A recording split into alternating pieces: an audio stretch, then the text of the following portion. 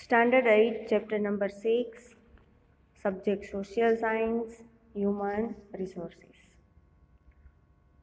What does resources means? Resources means a something or someone that can be used for a purpose. For example, money. We can use money for different works to complete. So we can use money as resources. Materials, we can also use building as resources.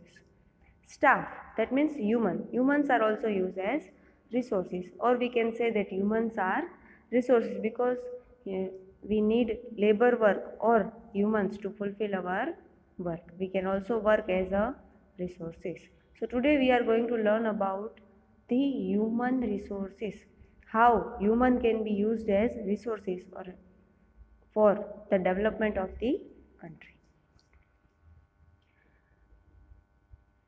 As we all know, India stands second in the terms of world's population. How can we say that India has the second largest population in our country? So we can know that from the information given by the government, that is known as census. What is census? Means collection of information about people living in a country or in a particular region of country. This is done every 10 years under the regulation of central government. Central government carried out the task of collecting the information of people living in the country every 10 years. And this information is used by the government to fulfill the various needs of the people of the country. The last census in our country was carried out in 2011, and the next census will be carried out after 10 years, that means in 2021. The census done in 2011 was the seventh time after the independence. In 2011, there was a provision of providing unique ID number and the identity card to every citizen. It was a special feature of the census 2011. Thus, we can calculate the number of people living in our country. Human resource is the human capital of our country. The development of nation depends on its human capital. If there are number of humans in our country, then they all can work for the development of the country. So they are considered as the capital or the asset of the country. It is the wealth of the nation. Human resources are the wealth of a nation. Development of a country depends not only on the area of country, but also its natural resources. It is also based upon the quality and quantity of human resource that contribute a lot to economic development. If people are well educated and there are more human resources in the country, then they can contribute more for economic development. But if people are not educated or they don't have any professional skill or they are unhealthy, then the expected economic development is not possible. Therefore, it is necessary for government to give the basic education, professional skills, give a good health to the people of the country so that they can contribute for the economic development of the country. The health, education, professional skills and ambitions increase the productivity of nation, and as a result the country develops. Census is mandatory in order to plan out country's 5-year development plan in regard to food, water, housing facility, industries, electricity, employment, education and conservation. Every 5-year plan is made by central government according to the population of the country to provide food, water, housing facility, electricity, employment, education and industries. Nowadays, Forest Department keeps a record for endangered animals, birds and plants. Even domestic animals are counted. Central government can take necessary decisions how much money they want to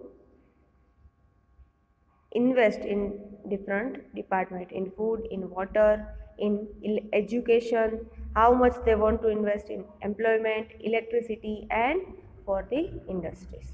This helps to develop the humans living in the country, and this development brings the economic condition upwards of the country. Thus, it is very important for government to make the plan according to the census or the human population and information collected by the central government. Besides number of population, the people living in which condition are also important for central government to make decisions for the 5-year plan. The total area of our country is 32,87,263 square kilometer, which is 2.42% of world's total land area. India stands 7th in terms of area, but it stands 2nd in terms of population after China. China is number 1 in number of population of humans, and India stands 2nd. More than 16% of the world population lives in India. Qualitative human population is also called human resources.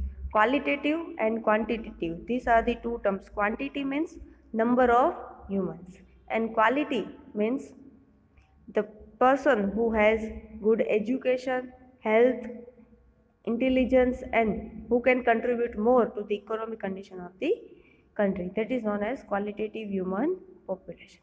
Today, each and every job needs an educated person to work, or if they want to work in industry or business, they need a professional skill.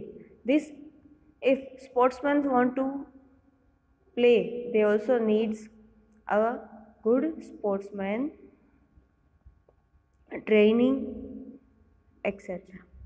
So, qualitative human population is very necessary for the development and increasing the economic condition. The quality of human resources depends on the education and intelligence, how much they are educated and how much they can get through their own intelligence.